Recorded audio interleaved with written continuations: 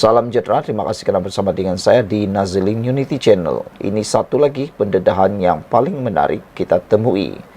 Wang 1MDB jadi habuan Pharrell Williams Kim Kardashian. Ini satu pendedahan yang paling mengejutkan dan juga membuatkan kita menyirap darah kerana wang negara kita rupa-rupanya antara jadi habuan para artis dan juga orang kaya di dunia. Sejumlah 2,4 juta Amerika Syarikat dolar atau bersamaan 10,46 juta ringgit Malaysia telah dipindahkan dari akaun 1MDB ke akaun selebriti Amerika Syarikat Kim Kardashian dan pemuzik Pharrell Williams menerusi syarikat Goodstar Berhad milik Low Tech Joe. Syarikat tersebut hanya wujud di atas kertas. Pemindahan wang tersebut telah didedahkan oleh penyiasat penipuan keuangan Richard Templeman ketika memberi keterangan dalam kes saman 6.59 bilion US dollar oleh 1MDB ke atas mantan Setiausaha Perbendaharaan Tan Sri Muhammad Irwan Serigar Abdullah dan mantan Ketua Pegawai Eksekutif 1MDB Arul Kandasamy. Menurut Templeman, siasatannya mendapati 1.03 bilion Amerika Syarikat dolar telah dipindah menjelang 25 Oktober 2011 kepada Goodstar. Dana ini dipindahkan menerusi satu siri syarikat luar pesisir dan digunakan untuk kepentingan peribadi mereka yang bersubahat dan saudara mara dan kenalan mereka. Beliau turut mendedahkan sebanyak AS dolar telah dipindahkan ke Sun Trust Bank di bawah nama Tamamasca Inc. Transaksi pemindahan wang di antara 11 Ogos dan 17 November 2011 telah dikategorikan sebagai sebahagian bayaran penerbitan muzik beserta surat perjanjian dengan Red Spring Investment dan Pharrell Williams Talamasca.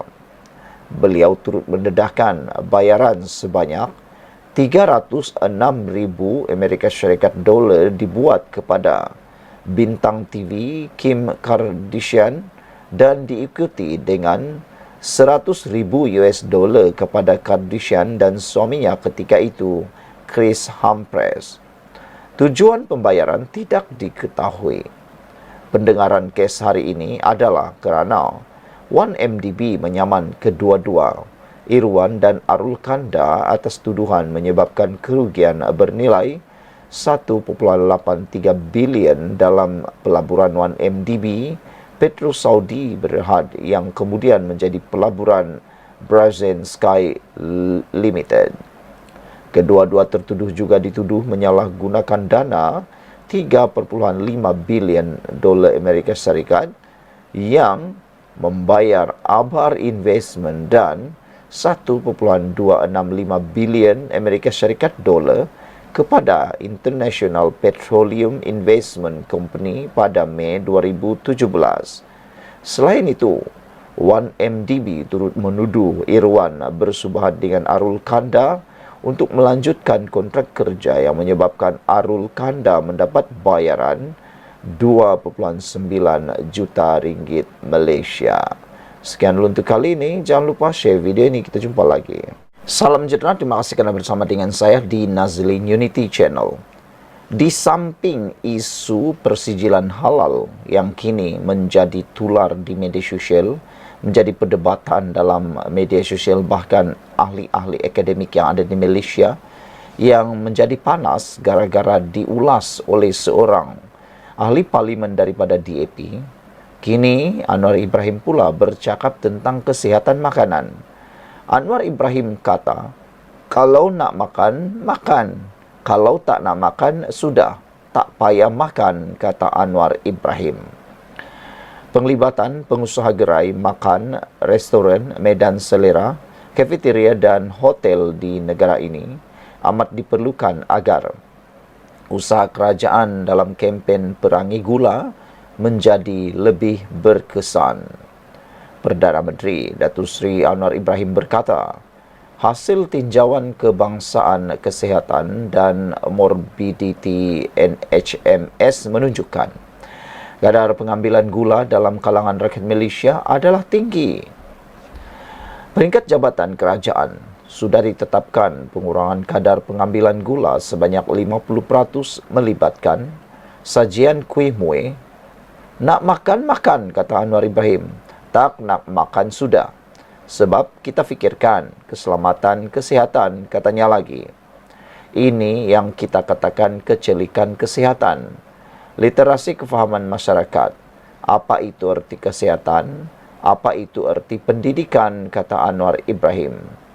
Beritahu rakyat, penyakit kencing manis ini nombor 1 Malaysia rekod di Asia, kata Anwar lagi. Ini menunjukkan tidak ada kecelikan kesihatan. Kita selamatkan negara kita, selamatkan anak-anak kita, ibu bapa dengan kawal, bukan suruh hentikan terus, katanya ketika merasmikan majlis sambutan Bulan Malaysia Sihat Sejahtera Peringkat Kebangsaan tahun 2024, pelancaran dasar literasi kesihatan kebangsaan dan kempen perangi gula were on juga di sini hari ini. Perdana Menteri menambah kecelikan kesihatan dalam kalangan rakyat juga akan membantu dalam mengatasi isu kesesakan di hospital. Kata Anwar, kalau sakit, biar kita bertanggungjawab. Sebab, saya tengok Hospital Kajang sampai kat lobi beratur-atur katil. Saya terus WhatsApp Dr. Zul, Menteri Kesihatan. Tetapi beliau pun ada batas peruntukan kewangan yang ada sekarang, kata beliau. Belanja sudah tinggi dan pesakit kian ramai. Ada langkah-langkah diambil KKM untuk mengurangkan. Tetapi kalau kita ada kecelikan kesihatan, kesesakan di hospital boleh dielakkan, kata Anwar Ibrahim lagi. Saudara, apa yang diterapkan oleh Perdana Menteri ini ialah satu perkara yang amat baik. Iaitu kalau rasa makanan itu tak sedap sebab tak manis, janganlah makan. Ataupun kalau tak suka sebab tak manis, janganlah makan. Itu lebih mudah difahami. Nak makan, makan. Kalau tak nak makan, sudah, kata Anwar Ibrahim. Menyentuh tentang saranan Anwar Ibrahim ini, sepatutnya kita sebagai rakyat Malaysia sama-sama mengambil iktibar. Kurangkan gula dalam pengambilan makanan, tambahkan senyuman dalam kehidupan. Kerana dengan gula yang berlebihan, badan akan jadi sangat lemah dan akan menimbulkan pelbagai penyakit yang kita tidak mahu. Sekian dulu untuk kali ini. Jangan lupa sokong apa yang Anwar kata. Jumpa lagi. Salam sejahtera. Terima kasih kerana bersama dengan saya di Nazlin Unity Channel. Hari ini kita digemparkan dengan pengakuan dan juga penerangan daripada Anwar Ibrahim, Perdana Menteri yang ke-10. Anwar Ibrahim kata, tiada siapa saya nak dengki. Datuk Seri Anwar Ibrahim menafikan dakwaan pihak tertentu. Kononnya, perasaan dendam beliau menjadi punca di sebalik tindakan diambil pihak berkuasa terhadap kes tertentu. Ada netizen yang menyatakan bahawa kalau dah buat salah, jangan salahkan orang lain. Itu nasihat netizen kepada orang-orang tertentu yang telah disiasat mengikut kes-kes tertentu termasuk kes berkait dengan 3R.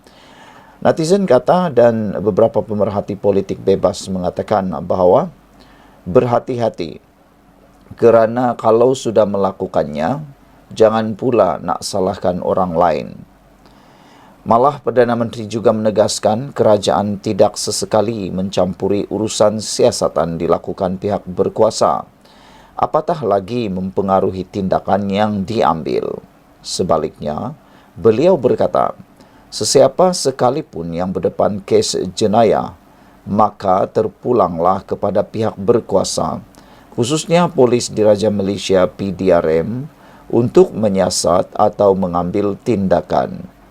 Setiap minggu ada saja kisah skandal baharu. Ada orang kata kerana Anwar berdendam, Itu tak betul, kata Anwar Ibrahim.